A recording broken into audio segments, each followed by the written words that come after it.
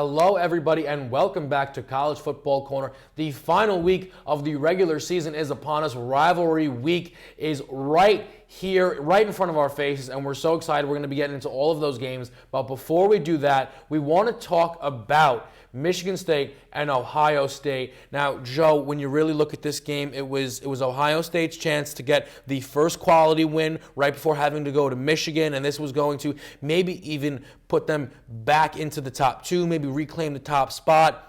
They dropped the game, and controversy strikes right after that. Before we get into Ohio State, Michigan State, now with this victory, is looking like they'll be ranked within the top 5, top 6 teams in the country. And a victory over Iowa in the Big Ten championship game could get them into the playoffs. Is this a team that others really need to be scared of? Look, I think I had a love-hate relationship with Michigan State this season, but if there's one thing you have to say about Mark D'Antonio's team, it's that in big games, they always seem to find a way. His team always plays such good situational football. You even go back to them last year in their bowl game against Baylor, having to really change and be more of an offensive side, finding a way to win. In the one against Ohio State, their main quarterback, Connor Cook, is out. They find a way. Against Oregon, a high-powered offense this season, they find a way. That is this storyline for Mark D'Antonio's team. It's finding a way. It's people stepping up, both sides of the football. You've got to be afraid of them. And at this point, with this confidence win going in, finishing out the season, it's as good a time as any to really plunge forward to the college football playoff.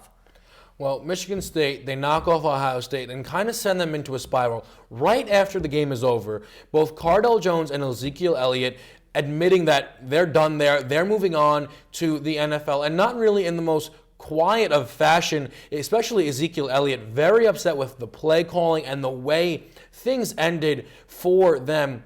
How does this reflect back on Urban Meyer and this program as a whole? Look, it's been a really interesting season. I think even starting in the summer, you had so much talk. I mean, there's been so much talk out of Ohio State since the second they won that national championship because we knew what was going to happen. You had 3 quarterbacks there. Braxton Miller came out of that race early, and then it was all between Cardale, J.T. Barrett, quarterback controversy, a lot of controversy. It was really so much noise coming out. And I want to go back to the comments made by Ezekiel Elliott for a minute. I think that's been one of the least talked about things. Last season, Ohio State's offensive coordinator, Tom Herman, did a masterful job. I thought they were the best play-calling team on the offensive side in the country, and that reflected them holding up that trophy. They lose him. He's now the head football coach at University of Houston.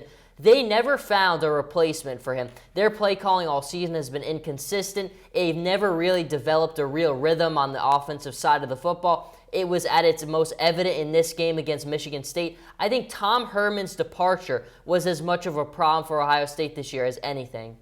Well, realistically, though, for Ohio State, they can't hang their heads just yet because if Michigan State messes up, because they really haven't been pounding teams all season, if they mess up and Ohio State beats Michigan this week, they still have a chance. They still have a chance to make a run at it and have a chance to defend their title. But that requires them to beat Michigan, and Jim Harbaugh has already done a tremendous job here at Michigan. Who do you think gets the victory? You know, this is such interesting timing coming off this huge loss to Michigan State. Now you play your eternal rival forever in Michigan. And let's be honest, what Harbaugh has done in year one with this program is just, you can't ever say enough about it because it's so difficult to turn around a program as quickly as he did. They're one of the best defenses in college football. They're offensively, they get and do enough to get it done without making a lot of mistakes. I'm still going to go with Ohio State here. It is in Ann Arbor, which is always a very difficult place to play. But again, whenever the coins are stacked up against Urban Meyer, I'm not going to pick against him. There's controversy there, but if you're going to bounce back, and I don't think it ever matters when there's controversy. Both these teams are always going to get up to play against each other. I just think Ohio State's got a little bit more experience. They'll get the win here. For me, I really like Michigan in this one. I think it's going to be kind of the passing of the torch for Jim Harbaugh to start to dominate this conference. And realistically, controversy in college football doesn't really leave you in just 1 week. A lot of these players, too, you already saw it after last week, mentally checking out, kind of gearing up for the NFL almost. And that is the worst attitude to have. And these guys over at Michigan are ready to prove a point. And I think that within themselves, they know that they're a non-messed up punt away from only having one loss. And if they beat Ohio State, they could easily be in the top 4. So a little bit of a chip on their shoulder, and that's why I really like Michigan this week against Ohio State. Now, another game with huge playoff implications is Notre Dame traveling over to Stanford. Notre Dame needing to get this victory here, otherwise they will be out of it without a doubt if they drop this game to Stanford. Stanford has been one of the better teams in the Pac-12, a conference that no team has necessarily separated themselves from everyone else, but still Stanford, a very, very good team. Can Stanford spoil Notre Dame's season? Look, I mean, I think what the Irish have done this season has been really remarkable, but I am going to go with Stanford here. I think Stanford, for the most part, since really week 1 where they lose to Northwestern, we're all kind of scratching our heads. What's up with this Stanford team? But since that happened, they really found their identity. They really just clicked on all cylinders. They had that little hiccup against Oregon where they lost, but Oregon has kind of started to find their identity as well. I think Stanford right now is as physical as it gets in college football. If I'm traveling on the road to play a team as physical as Stanford, who likes to establish the run like they do, and especially coming off the weak win that Notre Dame just had, I just think at this point, I got to go with Stanford being the home team here. For me, I like Notre Dame again. For this team all season long, they have played some close games against teams that maybe they should have blown out, but even in the times when they play the better teams, they always step up. They always play up to the level of competition when the timing is needed, and Deshaun Kaiser has really impressed me, filling in early on due to the quarterback injury that did happen, and I think that his arm and his legs are enough to get Notre Dame this much-needed win and solidify their position in the Final Four, if you will, for college football. Now, another game here, and again, this is why we love Rivalry Week, because the games keep coming. I mean, we could sit here and do all of these matchups, but we're only going to give you 4. The third one is Florida State. Now, Florida is set up for a date with Alabama to be SEC champions, and that is their opportunity to get into the college football playoffs. But before they do that, they need to beat Florida State, and Florida State is obviously no type of pushover here. Which Florida team reigns supreme?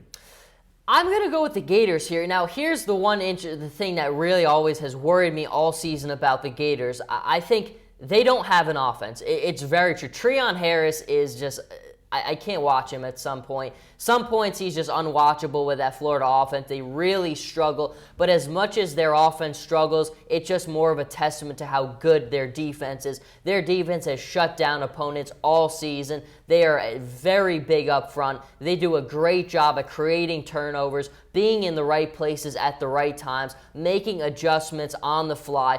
Florida really has one of the best defenses in college football. Florida State as well, they've had a good season. Everett Golson, for the most part, has done a good job at not turning the football over. But again, I think in the swamp right now, with how physical that Florida Gators defense is, I'm just not going to pick against them.